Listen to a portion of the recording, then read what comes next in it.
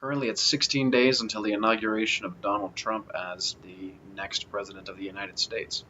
Many hope for significant change after his inauguration, myself included, and I think one thing, the main thing I'd like to see, would be the ability to call things by their actual name and the destruction of political correctness.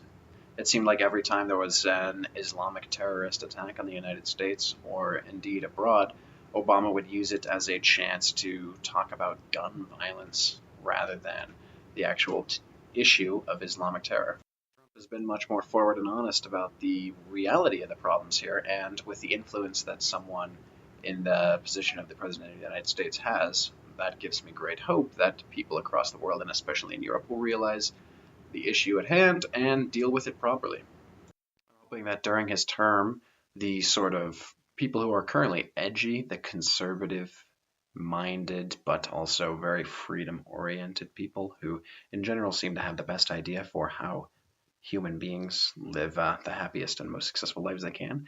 I hope that sort of fringe group we can see transition to become more of the establishment, because I like the proliferation of those values, as obviously I have arrived at the conclusion that they are the best for happy lives, and that's kind of the most important thing in the end.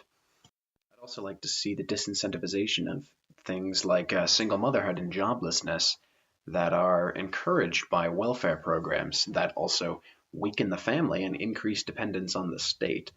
A combination of Trump's, at least of late, conservative ideology and both his experience in business and relatively, I don't want to say free market because that's definitely not true, but more free market oriented than previous administrations.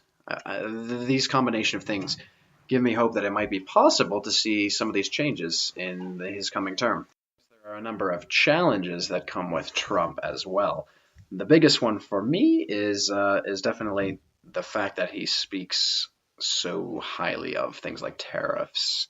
He wants to bring jobs back to the United States, not by doing things like getting rid of the minimum wage, but it seems like he wants to do it mostly through tariffs and that sort of protectionist way of thinking, which in the end never really turns out the way it's intended.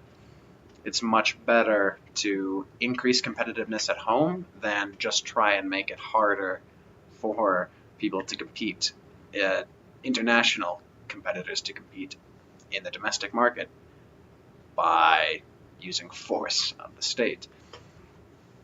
Typically, it just makes things much more expensive for domestic consumers. Indeed, a lot of times it results in the products being produced domestically ending up at a lower quality than those produced internationally. He's also mentioned some things that are kind of, they seem like he's not that big an enemy of welfare, especially his maternity leave plan. I guess it's nice to hear that it's focusing on something that'll actually increase the quality of life for families. Like maternity leave in itself increases the quality of life for families, but the fact that it's going to be enforced by the state if it becomes a thing, yeah, that's not so cool for anyone who cares about freedom, really. I mean, I guess it's something more appealing to me than are a lot of other similar welfare programs. I'm still opposed to it on principle. Some people say he seems like a hawkish candidate. I'm not quite sure that I would agree with that. It seems like he wants to spend a shitload of money and time and effort on the defense industry, which is already a huge issue. Wow, I would be very surprised if you could actually increase the amount of money going towards that. Not a big fan of that, of course. But it's not really surprising that a person involved in government, or a person in general, has pros and cons.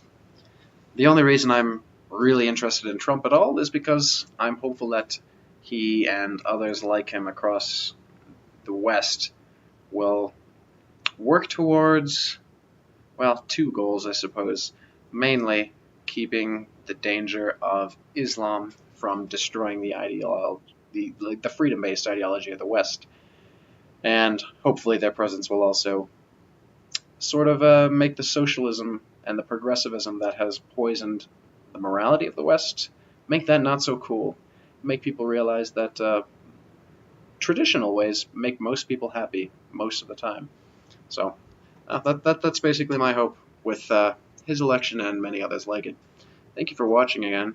You can check out Non Facis Furtum on Twitter at Non Facis Furtum, and my Steemit blog as well at the same name again.